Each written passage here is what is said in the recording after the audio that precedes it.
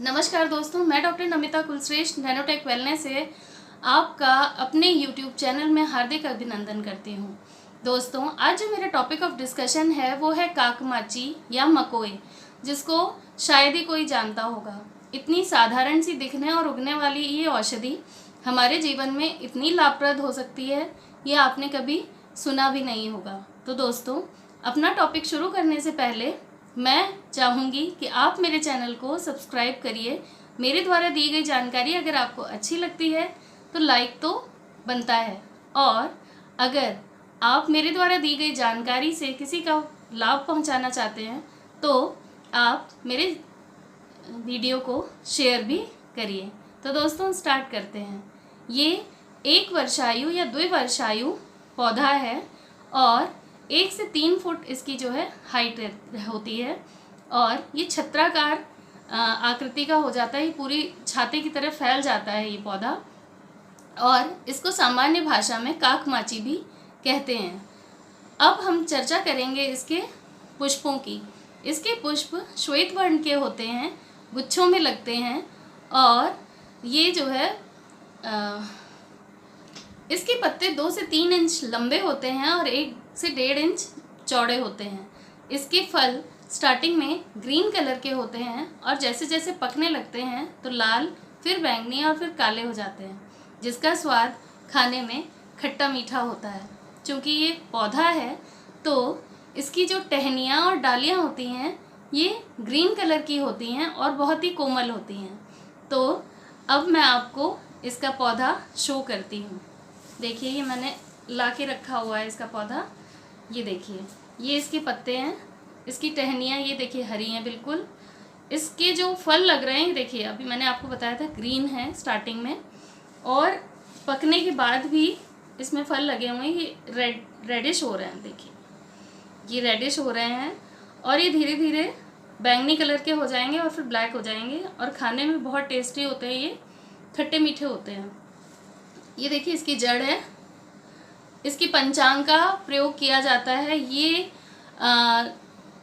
इसी अवस्था में ग्रीन अगर तोड़ के तुरंत आप यूज़ करोगे तो ये बहुत ज़्यादा लाभप्रद होता है, बट फ़ायदा तो वैसे भी करेगा। अगर आप सुखा के इसको रख लेंगे तब भी ये फ़ायदा करता है, बट ये ग्रीन अवस्था में ज़्यादा गुणकारी होता है।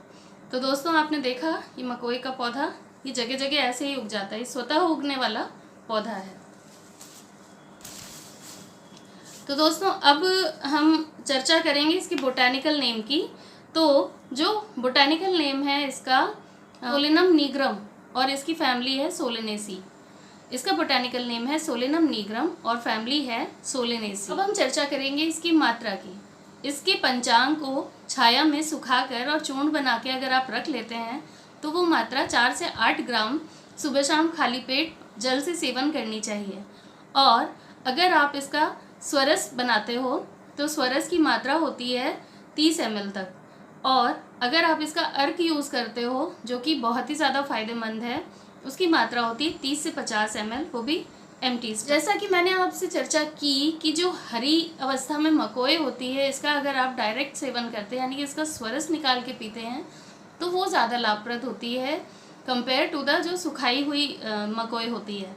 तो आपको अगर इससे ज़्यादा लाभ चाहिए, आपको इसको रॉ अवस्था में ही अगर आप स्वरस निकाल के पीते हैं तो अच्छा रहेगा। अब हम चर्चा करते हैं इसके गुण और धर्म की।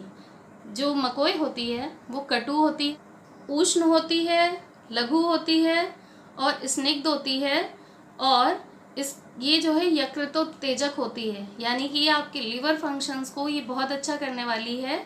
और इसका मुख्य प्रभाव जो है पाचन संस्थान यानी कि डाइजेस्टिव सिस्टम पर बहुत अच्छा ये फर्क डालती है। और ये किंचित उष्ण है तो इसका प्रयोग हृदय में भी लाभकारी है। ये बहुत ही अच्छा शोथर है और अग्निदीपक है। ये जितने भी पाचन संस्थान से जुड़ी हुई समस्याएं हैं ये उस पर बहुत अच्छा काम करती है। ये रक्त शोधक भी है तथा कफ और विषहारी होती है। मकोए बल देने वाली उत्तम औषधि है। अर्क मकोए की शोथ में बहुत ही लाभदायक दवा है। शोथ चाहे तो वो सर्वांग में हो, यानी कि आपके पूरे शरीर पे स्वेलिंग आती हो, या एकांग या इंटरनली आपको सूजन आती हो, तो हम मकोए का इस्तेमाल उसमें कर सकते हैं और आपको बहुत ही अच्छे रिजल्ट्स मिलते हैं शोथ में। जैसा कि कोई भी ड्रग अवेलेबल नहीं है, अगर आपको लीवर में जो है शोथ हो, या आपको स्प्लीन में शोथ हो, यानी स्प्लीनोमेगैली हो, हिपैटोमेगैली हो, उन दोनों कंडीशंस में, चाहे आपके हाथ पैर में भी सूजन आ रही हो, चाहे आपके उदर में भी इंटेस्टिनल इन्फ्लेमेशन के कारण सूजन आ रही हो, इन्फ्लेमेशन हो, तो उसमें हम शोथ वगैरह में हम इसका प्रयोग कर सकते हैं और बहुत अच्छे रिजल्ट्स मिलते हैं। तो बताती हूँ एक ऐसा योग जिसके सेवन से आप लीवर की, स्प्लीन की और पेट में होने वाली दिक्कतों की बहुत अच्छे से आप उससे रिलैक्स हो सकते हैं। तो दोस्तों, आपको करना क्या है कि जो मकोए का पंचांग है उसको ले लीजिए और 50 ग्राम की मात्रा में, पुनर्नवा का पंचांग ले लीजिए 150 ग्राम की मात्रा में, इसमें सौंठ, काली मिर्च और पीपल 10-10 ग्राम की मात्रा में मिला लीजिए। फिर आप इसका चूर्ण करके आपको मिलाना है। उसके बाद फिर एलोवेरा का गूदा आप लें और उतना ही लें जितना कि ये चूर्ण उसमें मिल जाए, ठीक है। और उसके बाद आप 1-1 ग्राम की उसकी गुटिका यानी कि गोली बना लें और उसको 1-1 गोली सुबह शाम सेवन करने से आपको पेट का, लिवर का और स्प्लीन का कोई भी डिजीज़ नहीं होगा। यकीन मानिए, ये मेरा स्वानुभूत योग है। अब हम बात करते हैं अर्क मकोए, जो कि बहुत ही बढ़िया इसके रिजल्ट्स हैं। अर्क का मतलब होता है जो वेपराइज्ड करके हम उसके वेपर्स को कलेक्ट करते हैं, उसको अर्क कहते हैं। अर्क बनाने की मशीन आती है जिसमें जनरली हम जो औषध है, जो पंचांग है इसका मकोए का, या अर्क आप किसी का भी बना सकते हो, तो उसमें हम उसको कूट कर रात में जैसे भिगो देते हैं पानी में और फिर उसको बॉईल करते हैं। बॉईल करने के बाद जो भाप निकलती है उसकी, उसमें उस प्लांट के एसेंशियल एल्कलॉइड्स और ऑयल्स होते हैं जो कि अर्क में हमें मिलते हैं। और ये डिस्टिलेशन चैम्बर से हो करके डिस्टिलेशन चैम्बर को कूल करते हैं, वहाँ से वेपर्स ठंडे होके और वो कंटेनर में कलेक्ट होते हैं। और इस अर्क को अगर आप सेवन करते हो तो ये सर्वोत्तम है, लीवर के लिए अमृत है। अंगी रक्त शोधक अर्क, मकोए के अर्क को अगर आप मकोए के पंचांग को मुंडी के पंचांग के साथ आप मिक्स करके अगर इसके वेपर्स कलेक्ट करते हैं तो ये अर्क बहुत ही लाभप्रद होता है रक्त के शोधन में। खाज, खुजली या आम वात की शिकायत हो या आम पाचन करना हो, उस कंडीशन में अगर आप ये जो है मकोए और मुंडी का अर्क आप देते हैं तो बहुत ही लाभप्रद होता है।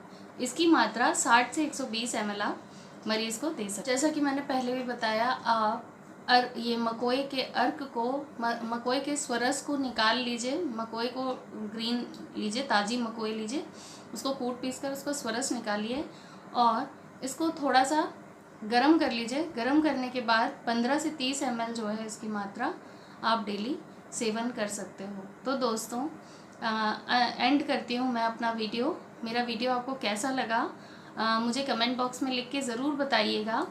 और मेरा नेक्स्ट वीडियो एक बहुत ही इंटरेस्टिंग टॉपिक पर है, जो कि दोस्तों नवरात्रे चल रहे हैं, तो नवरात्रे को हम आयुर्वेद से कैसे कोरिलेट कर सकते हैं अगले वीडियो में मैं आपको बताऊंगी। और आपने इतना बहुमूल्य समय मुझे दिया मेरे वीडियो को देखने के लिए, उसके लिए बहुत बहुत धन्यवाद। अगली वीडियो में मिलते हैं, तब तक के लिए नमस्कार।